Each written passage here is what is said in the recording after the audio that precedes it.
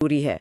तो चलिए सांस्कृतिक परिदृश्य को थोड़ा विस्तार से समझते हैं और शुरुआत करते हैं राजस्थान की लय और उसके रहस्यों से, मतलब वहाँ के लोक नृत्यों से। नृत्यों का हिस्सा बहुत ही अहम है। हाँ, और हमारे स्रोत में सबसे पहला जिक्र घूमर का है। इसे लोक नृत्यों की आत्मा कहा गया है। ये मुख्य रूप से गणगौर पर्व के अवसर पर किया जाता है।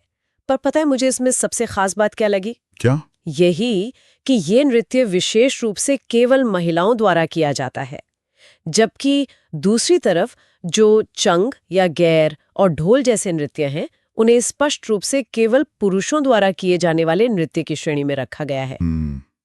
ये विभाजन बहुत कुछ कहता है समाज के बारे में। वही तो मैं आपसे पूछने वाली थी कि ये समाज के बारे में क्या दर्शाता है। अगर हम इसे एक व्यापक सामाजिक दृष्टिकोण से देखें तो घूमर केवल गोल घूमने वाला एक नृत्य नहीं है। ये स्त्री की गरिमा, शालीनता और उत्सव के उल्लास का एक बहुत ही सदा हुआ संतुलन है। राजपूताना संस्कृति में महिलाओं के लिए एक ऐसा दायरा था जहां वे पूरी स्वतंत्रता के साथ उत्सव का नेतृत्व करती थीं। मतलब उनका अपना एक स्पेस था। बिल्कुल। वहीं दूसरी ओर चंग या ढोल नृत्य, जिनमें बहुत अधिक शारीरिक ऊर्जा या खुले मैदानों की आवश्यकता होती है, उन्हें पुरुषों के जिम्मे रखा गया। ये दिखाता है कि समाज ने उत्सवों में स्त्री और पुरुष दोनों की ऊर्जाओं को अपनी अपनी जगह पर कैसे शानदार तरीके से पिरोया था। सच कहूं तो ये बात अग्नि नृत्य को देखते हुए और भी ज्यादा सटीक बैठती है। हाँ, अग्नि नृत्य तो अपने आप में एक अलग ही स्तर का अनुभव है। बिल्कुल। जहां एक तरफ घूमर की सौम्यता है, वहीं अग्नि नृत्य का रौद्र रूप है। ये नृत्य बीकानेर के कतरियासर में जसनाथी संप्रदाय द्वारा किया जाता है। मैंने स्रोत में पढ़ा कि इस संप्रदाय के सिद्ध पुरुष धधकते हुए अंगारों पर नंगे पैर चलते हैं, और वो भी फतेह फतेह के उद्घोष के साथ। हाँ, फतेह फतेह कहते हुए। और इसमें भी एक कड़ा नियम है कि महिलाएं भाग नहीं लेती हैं, लेकिन धधकते अंगारों पर नाचना, मतलब ये कोई साधारण मनोरंजन तो कतई नहीं हो सकता। बिल्कुल नहीं। ये मनुष्य की आस्था और उसके मानसिक नियंत्रण की चरम सीमा का प्रदर्शन है। जसनाथी संप्रदाय के इन सिद्ध पुरुषों का जलते अंगारों पर फतेह फतेह कहना दरअसल उनकी गहरी आध्यात्मिक साधना का परिणाम है। मतलब डर पर विजय पाना। बिल्कुल, फतेह का अर्थ ही विजय है। ये अग्नि जैसे प्राकृतिक तत्वों पर और अपने स्वयं के डर पर विजय है। कठोर रेगिस्तान में जहां जीवन हर दिन एक संघर्ष है, वहां आग पर काबू पा लेना आम जनमानस को यह विश्वास दिलाता था कि आस्था के बल पर किसी भी विपदा को पार किया जा सकता है।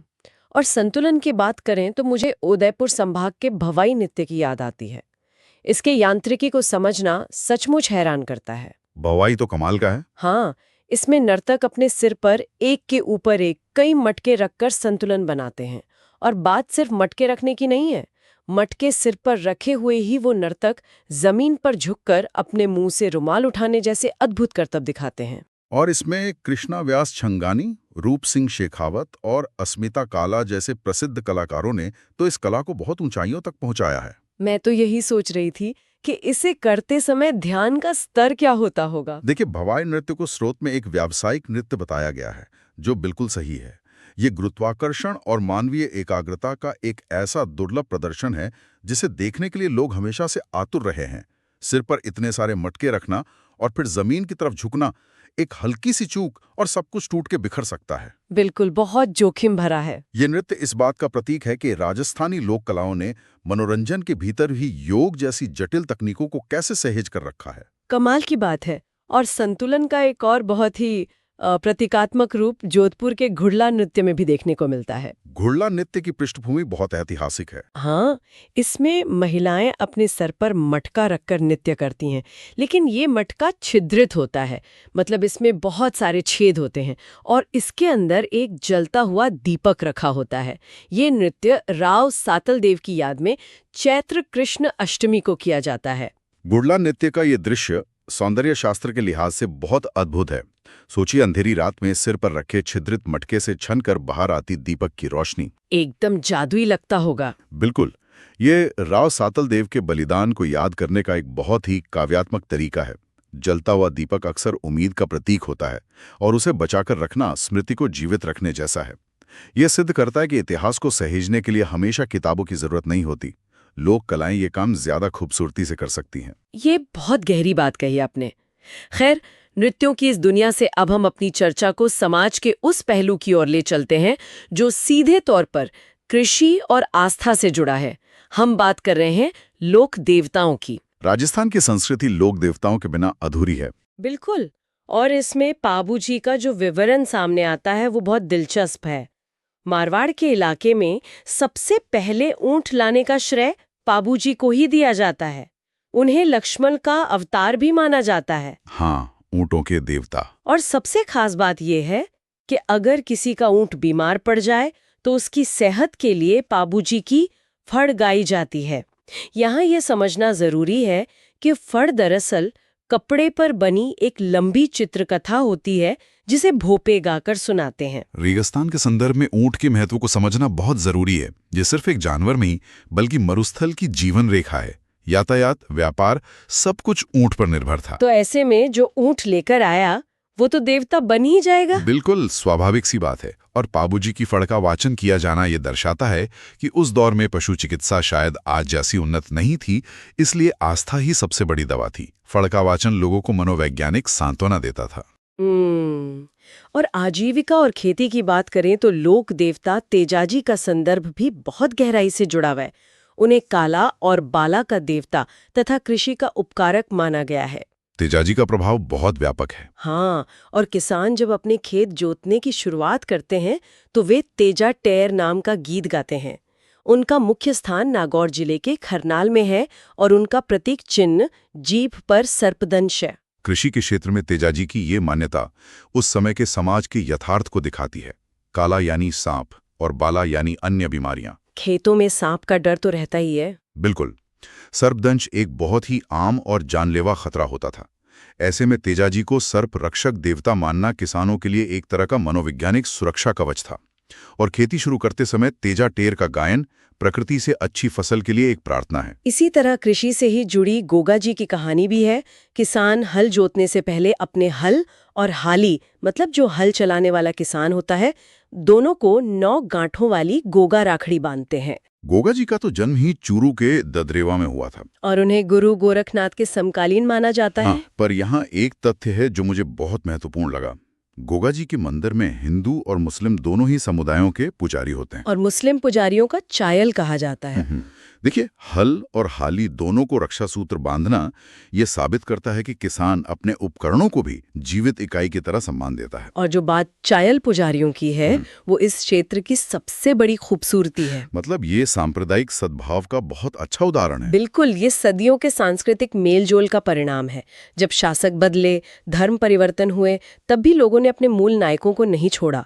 इबादत का तरीका भले ही बदल गया हो, लेकिन गोटा जी के प्रति आस्था वही रही। और यही साझा संस्कृति रामदेव जी के मामले में भी दिखाई देती है। उन्हें तो पीरों के पीर और रामसा पीर कहकर संबोधित किया जाता है। हिंदू और मुस्लिम दोनों ही समुदाय उनकी पूरी आस्था से पूजा करते हैं। रामदेव जी का योगदान समाज सुधार में बहुत बड़ा है। हाँ, उन्होंने कमाड़िया पंथ की स्थापना की थी।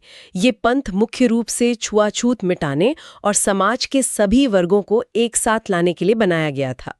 उनका मेला सांप्रदायिक सद्भाव का सबसे बड़ा प्रतीक माना जाता है। रामसा पीर जैसे शब्द इस बात का प्रमाण है कि आम जनमानस के लिए आस्था किताबी धर्म से कहीं ज्यादा बड़ी थी।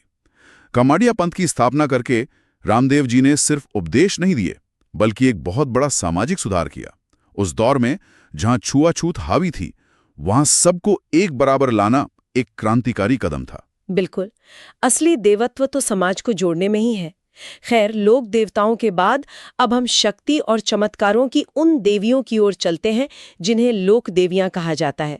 बीकानेर के राठौड़ राजवंश की कुल देवी करणी माता का मंदिर बहुत प्रसिद्ध है। देशनोक का मंदिर चूहों के लिए पूरी दुनिया में जाना जाता है। हाँ, उनकी खासियत वहाँ के हजारों सफेद चूहे हैं जिन्हें काबा कहा जाता है। मैंने ये भी पढ़ा कि करणी माता को आदर से दाढ़ी वाली डोकरी कहा जाता है और उनका बचपन का नाम रिद्धिबाई था। पर चूहों को पूजना ये थोड़ा अलग नहीं लगता? आमतौर पे तो कृषि प्रधान समाज में चूहों को अनाज का दुश्मन ही माना जाता है, लेकिन देशनोक के इस मंदिर में उन्हें काबा कहकर सम्मान देना प्रकृति और मनुष्य के बीच सह अस्तित्व का एक विलक्षण उदाहरण है। मतलब हर जीव को अभयदान? बिल्कुल।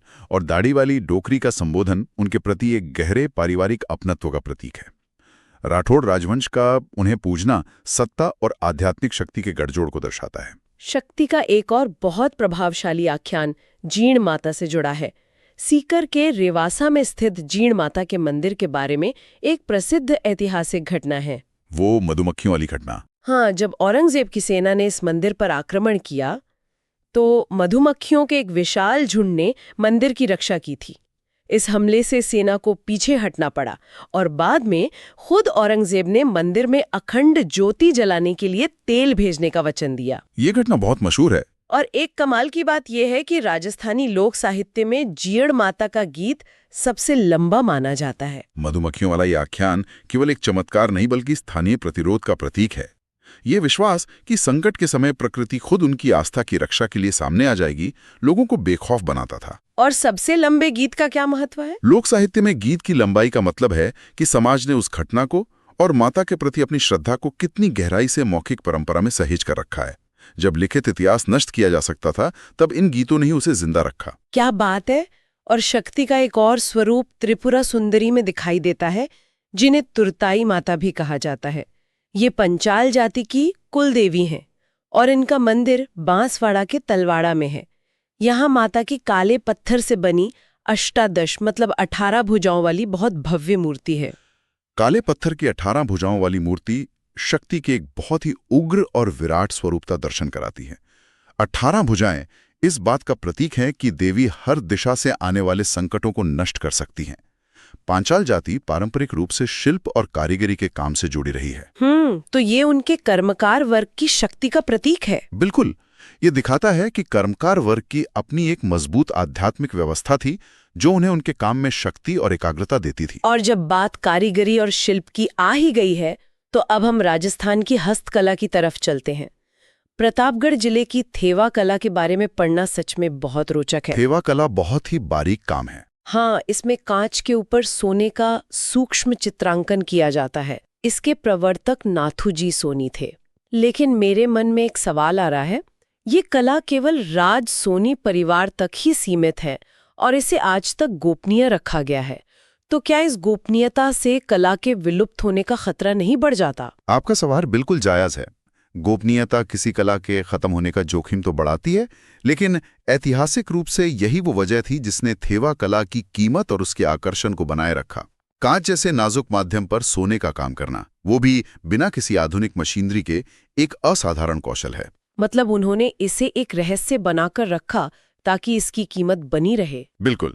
इसे परिवार तक सीमित रखने का कारण इस कला की शुद्धता को मिलावट से बचाना और अपने एकाधिकार को सुरक्षित रखना रहा होगा। ये एक तरह का प्राचीन इंटेलेक्चुअल प्रॉपर्टी राइट है। और नवाचार की बात करें तो जयपुर की ब्लू पॉटरी तो एक शानदार उदाहरण है। कृपाल सिंह शेखावत का नाम इसके सिद्ध हस्तकलाकार के रूप में अमर है।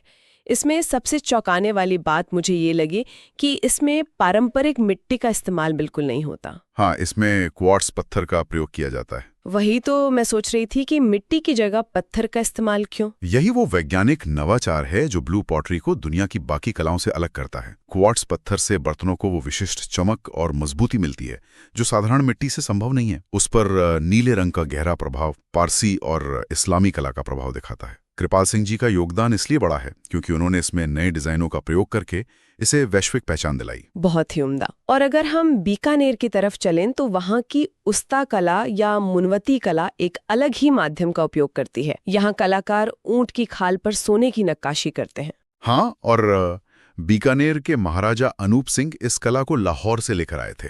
हिसामुद्दीन उस्ता इसके बहुत बड़े नाम हैं। ऊंट की खाल पर सोना ये बहुत अनोखा संगम है। उस्ता कला सांस्कृतिक आदान प्रदान का जीता जागता सबूत है।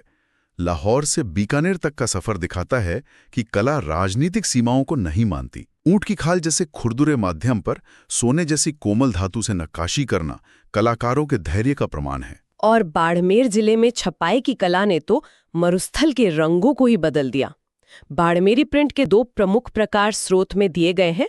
अजरक प्रिंट जिसमें लाल और नीले रंगों का प्रयोग होता है, और मलीर प्रिंट जिसमें कत्थई और काले रंग की प्रधानता होती है। इनके ज्यामितीय पैटर्न बहुत खास होते हैं। हाँ, ये ज्यामितीय पैटर्न क्या दर्शाते हैं? ये आकृतियां इस्लामी वास्तुकला के प्रभावों को दर्शाती हैं।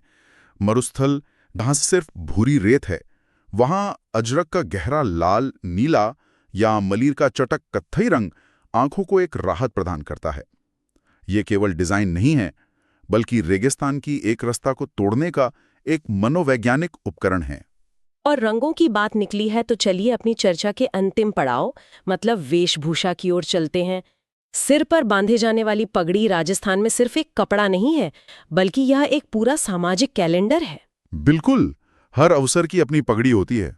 विवाह उत्सव है तो मोठड़ा पहनी जाएगी जिस पर क्रॉसिंग लाइंस होती हैं। दशहरे के त्योहार पर मदिल पहनी जाती है। होली के हुड़दंग में फूल पत्ती वाली पगड़ी और श्रावण के महीने या तीज पर लहरिया पगड़ी। पगड़ी का यह विज्ञान समाज के गैर मौखिक संचार की गहराई को दिखाता है। मतलब बिना बोले सब समझ आ जाता है। हाँ, कोई भी व्यक्ति सिर्फ सामने वाले की पगड़ी देखकर बता सकता है कि वो किस अवसर का हिस्सा बनने जा रहा है। पगड़ी सम्मान का प्रतीक तो है ही, लेकिन ये डिजाइनों का वर्गीकरण दर्शाता है कि समाज ने हर छोटी खुशी और बदलते मौसम का जश्न मनाने का एक बेहद सुंदर तरीका इजाद कर लिया था। महिलाओं की वेशभूषा में पोमचा का जिक्र भी बहुत गहरा अर्थ लिए हुए है। पोमचा एक प्रकार की ओढ़नी है जिसका शाब्दिक अर्थ कमल का फूल होता है। यह वंश वृद्धि का बहुत सुंदर प्रतीक है। हाँ, मैंने पढ़ा कि पुत्र के जन्म पर पीला पोमचा और पुत्री के जन्म पर गुलाबी पोमचा। देखिए, कमल का फूल सदियों से शुद्धता और नए जीवन का एक सार्वभौमिक प्रतीक रहा है। ओढ़नी को कमल के प्रतीक से जोड़ना और फिर उसे नवजात के स्वागत के लिए रंगों में बांटना स्त्री के मातृत्व की शक्ति का एक बड़ा सांस्कृतिक उत्सव है। और अंत में एक बहुत ही व्यावहारिक परिधान का उल्लेख आता है, पछेवड़ा। ये सर्दियों से बचाव के लिए पुरुषों द्वारा ओढ़ा जाने वाला एक मोटा सूती वस्त्र है। पछेवड़ा कोई दिखावे का वस्त्र नहीं है, बल्कि ये सीधे तौर पर पर्यावरण की चरम चुनौती से बचने का एक ठोस उपाय है। क्योंकि रेगिस्तान में रातें बहुत ठंडी होती हैं। बिल्कुल, दिन झुलसाने वाले होते हैं और रातें कंपा देने वाली। ये परिधान बताता है कि संस्कृति केवल कला नहीं है, संस्कृति जीवित रहने की तकनीक भी है।